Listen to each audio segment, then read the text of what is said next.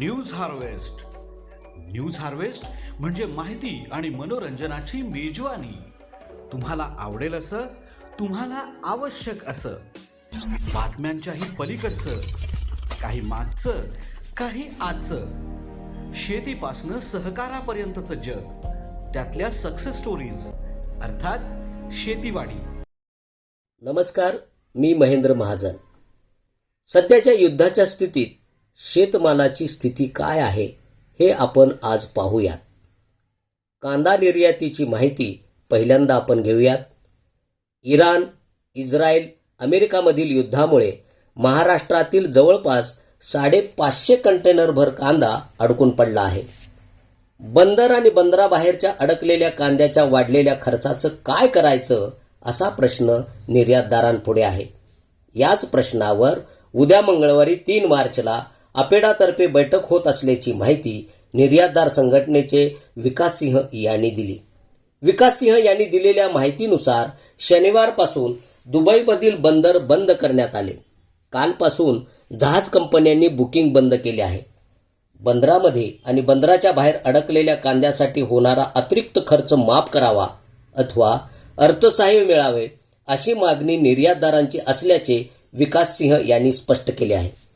दुबईप्रमाणेच मुंबईच्या बंदरात आणि बाहेर अडकलेल्या कंटेनरमध्ये 16,500 टनांपर्यंत महाराष्ट्रातील कांदा असून त्याची किंमत 36 कोटींपर्यंत जाण्याचा प्राथमिक अंदाज वर्तवण्यात येत आहे.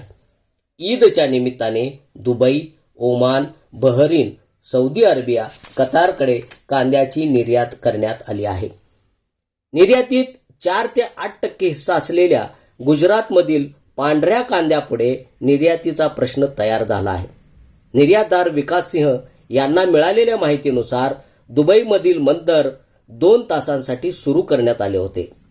पण आखाती देशातील युद्ध पेटले असल्याने कांदा आयातदारांपर्यंत नेमका कधी पोचेल याची धाकधूक निर्यातदारांमध्ये आहे.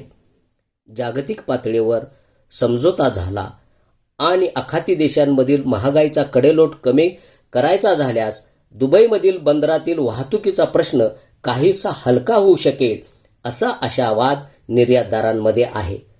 होळीनिमित्त कांद्याचे आगार असलेल्या बाजारपेठांमध्ये 1 ते 2 दिवसांची सुट्टी आहे. पिंपळगाव बसवनमध्ये लेट खरीप लाल कांद्याला क्विंटलला सरासरी 870 रुपये असा भाव मिळाला आहे. लाल कांदा आणखी 10 ते 15 दिवस बाजारात विकायला येईल असा अंदाज आहे. युद्धामुळे कांदा उत्पादक शेतकऱ्यांनी पॅनिक सेलिंगचा विचार करू नये असे निर्यातदार विकास सिंह यांनी म्हटलेले आहे. कृषी पंढरी नाशिकमधील कांद्याची माहिती आता आपण घेतली. आता द्राक्ष हंगामाची स्थिती जाणून घेऊयात. युद्धाची थेट झळ द्राक्ष निर्यातीला बसली नसल्याचे द्राक्ष बागायतदार संघटनेचे आणि निर्यातदार संघटनेचे अध्यक्ष कैलास भोसले यांनी म्हटले आहे. आखाती देशामध्ये अर्ली द्राक्ष पाठवण्यात आली आहेत.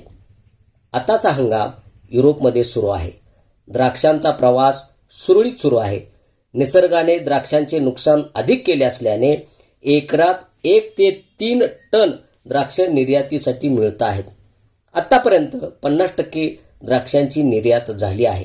निर्यातीसाठी द्राक्षांना 150 ते 180 रुपयांपर्यंत आणि स्थानिक बाजारात 70 ते 190 रुपयेपर्यंत किलो असा भाव मिळत आहे. युद्धाच्या काळातील ही माहिती इतकीच आहे. पुढील भागात आपण नव्या विषयाची माहिती घेऊयात. तूर्त इतकेच. धन्यवाद.